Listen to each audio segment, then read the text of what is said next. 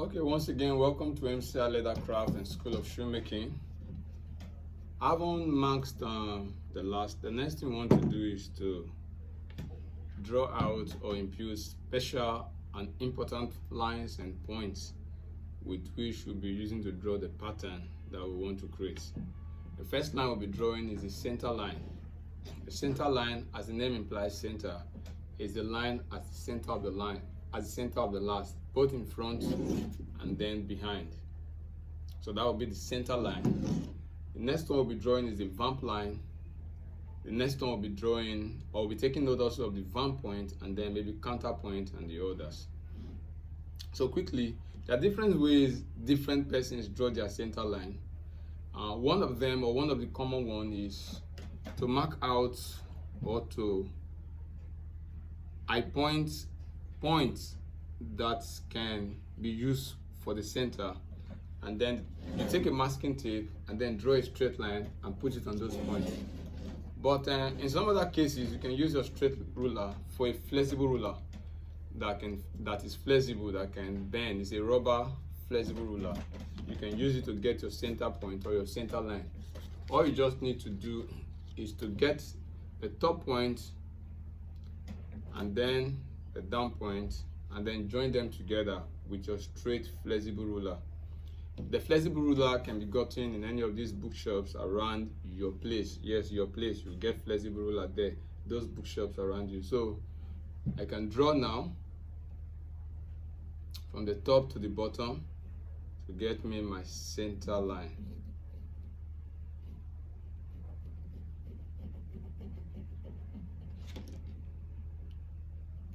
So that's my center line. The next thing I want to do is the center line at the back side. So this, exactly the same thing is what I would do. Just get the point and then get this point as well. It's basically the center point. In most cases, for some lasts, I think you just use your eye point, but for some lasts, there's always a dot here that you can use to indicate the center point, but it's not available for this. So having done that, the next thing you do is to join the lines together, still with your flexible ruler. So I'll be doing that right now.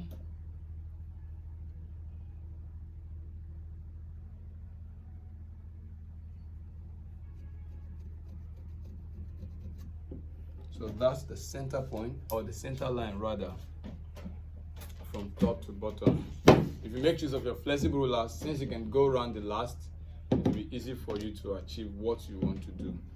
Now, the next thing we want to do is the vamp line. Now, the vamp line is actually the line that goes from the outside ball to the inside ball. What do I mean by balls?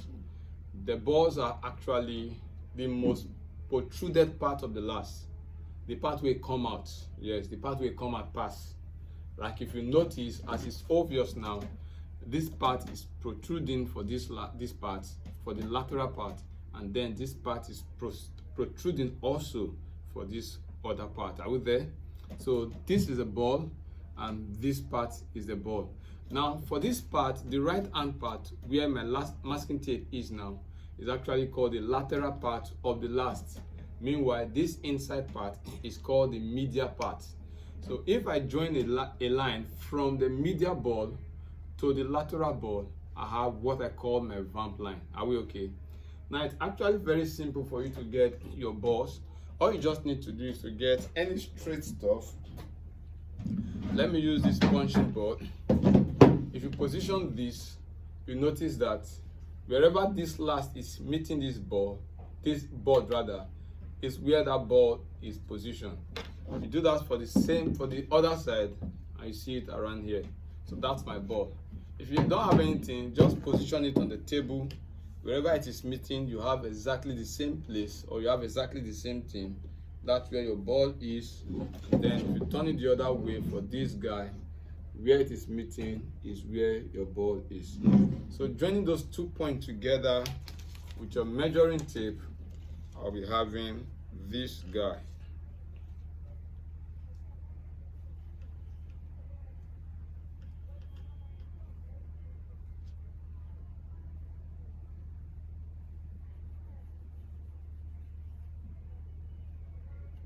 Don't forget, for this instance, I'm using just the lateral part. I'm not using the medial part. Please take note of these terms I'm using because they are shoemaking terms and they are expedient that as a shoemaker, you know these terms. Let me quickly go over it again. We did a center line for both the front and then the back. Next thing I talked about was the balls. We have the ball on the right hand side of this last and then the ball on the other side, which is the left hand side. For me, from my own point of view. From your point, since you are viewing from this other side, this might be your left hand side and this might be your right hand side. So this is the ball. Now the part that is my right hand side is called the lateral part of the last. That is actually the part where I've drawn my pattern. Don't forget, if you're actually doing shoemaking and you want to create your design in 99% of the scenario is always on the lateral part of the last. Take note of that. So if you are drawing slippers, you are drawing shoes, you are drawing anything at all, and you have to position design, if the design is not at the middle or if it's not centralized, then in most cases your design is always at the lateral side. That's why your buckle is at the lateral side. That's why your fancy is at the lateral side. That's why most times if you are doing a design on Chelsea boot, peradventure you're having a buckle is something that is fanciful, they are always at the lateral side. Why? Is the most visible part of the last as compared to this side, which is the medial part. So take note of that. So if you are initiating a design or any fancy on your shoe that is not centralized, then definitely you should go to the lateral side, not the medial side. Are we okay? Okay, so I haven't said that. Let me quickly drop this as well. In case you are doing welting for your shoe sole, please always ensure that your welting is starting from your medial side. Why? It's hidden, it's not the most visible part of the shoe as compared to the lateral side. So if you are doing your welting from here, the joint definitely will be too obvious, unlike when it is from here. So this part is a bit hidden as compared to this part. So we talked about the vamp line. I said it's the line from this ball on the lateral side to the ball on the medial side. So once you join a straight line, you have what you call the vamp line. Are we okay? Now, I haven't done the vamp line. The next thing I want to do is to divide the vamp line from this middle point, this center line, to this other part. Measure it and then divide it into two. I'll tell you the reason for that or the purpose for that. So I'm taking the measurement now. I'm using centimeter. What I have here is 8.5. If I divide 8.5 by 2, I'm going to be having 4.25. So the position for 4.25 is around here, 4.25. So that's my point, and that point is called the vamp point. What did I say? It's called the vamp point. From the vamp line, you can get your vamp point. Now, most times when you see most loafers that are coming straight from here to this point, it's actually the line from the vamp point to this counterpoint. I'll talk about counterpoint right about now, or to the back height. That is actually that straight line for the loafers. I'll show you a few loafers as we proceed with this class. So I've gotten the vamp points. The next thing we want to talk about, which is very important, is the last length. Please take note of this. The last length is another thing that we want to talk about. The last length, most persons will tell you that the last length is actually the length from this part of the last to this part. But from studies, I've realized that that's actually, to me, not too correct. Now, from what I've seen online and from studies and from what other advanced shoemakers do, the last length is actually the length from this point to this point. That's the reason why when you are taking measurement, you are taking measurement of this person's foot. You are not taking measurement of this up part. You are taking measurement of the circumference on the foot, and then you are looking for the length from this top to this back, from the front to the back. So that length from the front to the back for this last is called the last length. Is that understood? So the length from here to here is the last length. So quickly, I want to take the last length now for this particular last. My last length is 27.5 centimeter. Last length I said is 27.5 centimeter. Now the next thing I want to get is my counterpoint, which is the point at this back of the shoe. Now most lasts that you see, okay, will have their counterpoint or their back height point. Now to get your counterpoint, all you simply do is to divide your last length by 5. And most persons have asked me, to what extent should your shoe go at the back? Here, it's very simple. First of all, divide your last length by 5, and then that will give you your counterpoint. Your counterpoint in most cases is not your back height. Your back height will be your counterpoint plus, some persons will use 1 centimeter, others will use 0.5 centimeter, depending on how the creator or the designer is producing that shoe, and in most cases how your customer actually wants the shoe. Like I said again, I said once you've gotten your last length, divide it by 5. By what? By 5. F-I-V-E. That will give you your counterpoint. Then when you have 0.5 or 1 to it, depending on the scenario you are using, you have your back height. That will determine the height of the shoe at the back. Now, in some scenarios, you might want to be padding the shoe inside. Please, whenever you are padding your shoe, please take note of this. Very, very important. You won't get this in any video.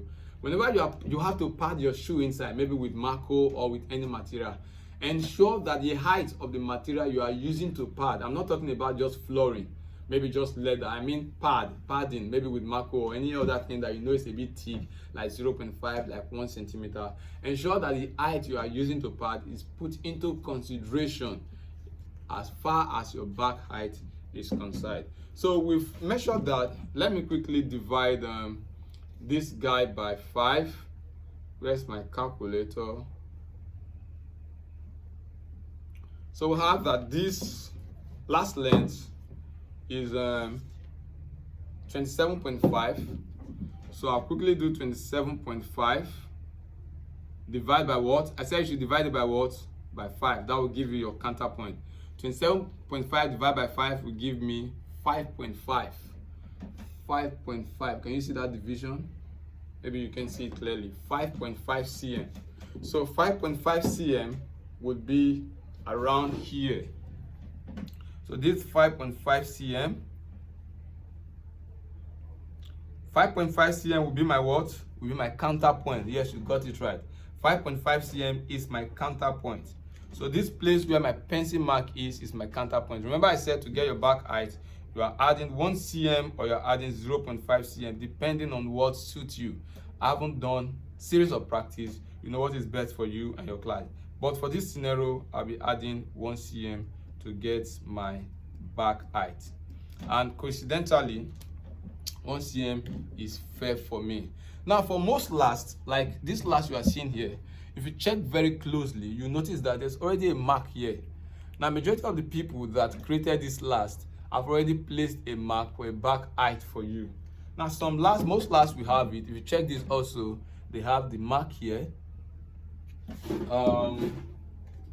Check this last, you see the mark there. So most lasts we have the marking for back height for you. Even this female last have a mark for the back height. That doesn't mean you should always look for lasts that have back height. Your last should be determined by the shape you want to create and the kind of shoe. If you check this last now, it doesn't have the back height. So even if your last does not have the back height, you should be able to know how to get the back height. And I told you it's your last length divided by 5 to give you your counterpoint, then plus 1 centimeter.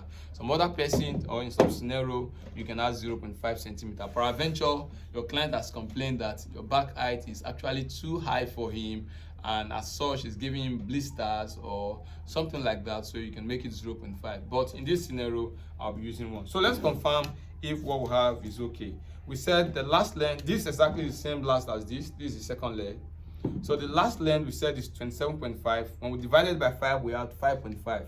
So let's measure if this mark is exactly the same thing. So 5.5, if I'm adding 1 cm, I should be having 6.5. So let me measure and see.